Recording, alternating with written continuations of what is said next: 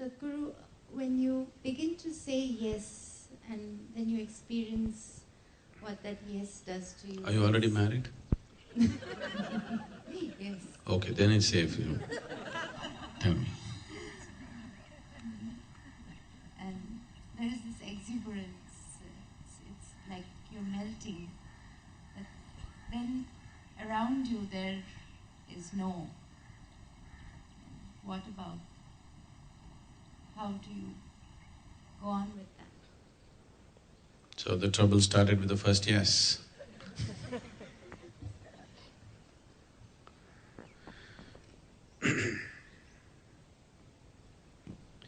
So, you're being exuberant. Your family is not cooperating. The world around you is not cooperating.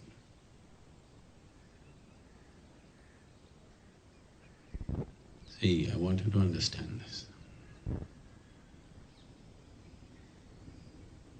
The more lonely you feel, the more depressed you feel, the more the need for having company, isn't it?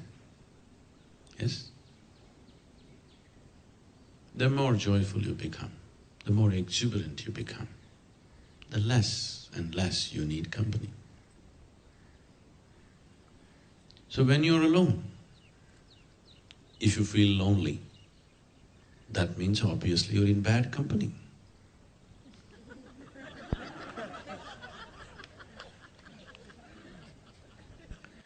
If you were with a good person, why would you feel lonely? You'd feel great, exclusive, isn't it? So, your exuberance is not manufactured. If it is manufactured, yes, you need company. Now people's idea of exuberance is, let's talk, let's dance, let's listen to music, let's do this, let's do that. Not necessarily. You can just sit quietly here and be absolutely exuberant.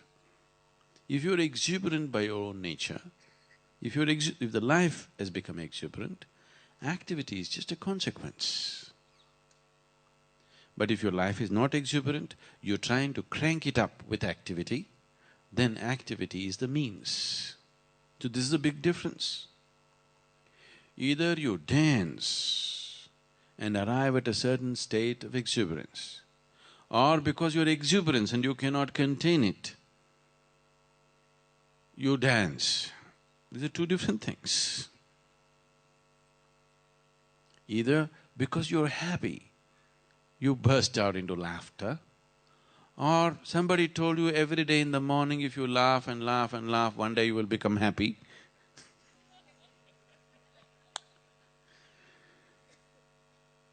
These are two different ways. Tell me, which way does life work? Look at everything around you. Which way is it working? Is it because there are flowers, the plant and the root came up like a support to the flower? Is that so? Because there's a beautiful flower, this plant and its root grew so that it can have a nice pedestal. Is that so? This is so with this one because this is manufactured. Because there's a microphone and they didn't want to trouble me, then they manufactured a stand, a stem to it. Is that the way this one happened? Because the exuberance in the stem could not be contained, it flowered, isn't it? This is the way life should happen. If you try to do the other way, then it's going to be a very hard life. The hardest life in the world is to be constantly putting yourself out into the world like you're joyful when you're not. That is the hardest thing to do in life. Is it so? When you're not happy, to show everybody that you're happy, it costs phenomenal amount of life, isn't it? Have you noticed this? Some people are there, when they're happy, when they're not happy, they're not happy, they just show it to everybody, the whole world knows their thing. Their act of life, everybody knows. Some people manage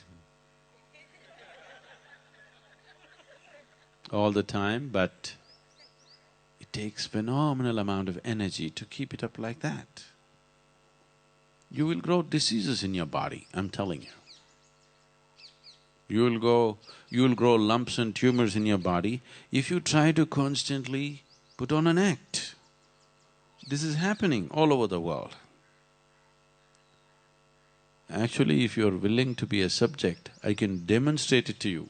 Within a few hours, I can make you grow a tumor. Really, I'm not joking. If you make your mind in a certain way, you will do that. Only saving grace for you is, you never do anything steadily, you're off and on, off and on, off and on. Your joy is off and on, your misery is off and on, never on. If you become utterly miserable, you will see the consequence of it.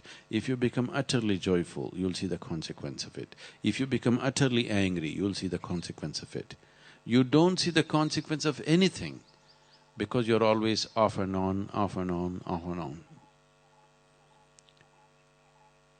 People ask me, Sadhguru, what kind of attitude and emotion? I said, damn thing, any damn thing is okay. You want to be angry? Be angry, 24 hours, non-stop. You will get realized. I'm not joking. You like love? Be loving 24 hours, you will get realized. You want to be depressed? Depression, no, that's not an attitude, that's a pathological problem. It'll make you sink elsewhere. Anything else, just keep it on for 24 hours, you will come to a certain realization. But nothing is there. We were also singing that. Nischala tattvam, jivan mukti, that's all it takes. You keep changing the direction and the course of your journey, how will you go anywhere? You will end up in circles.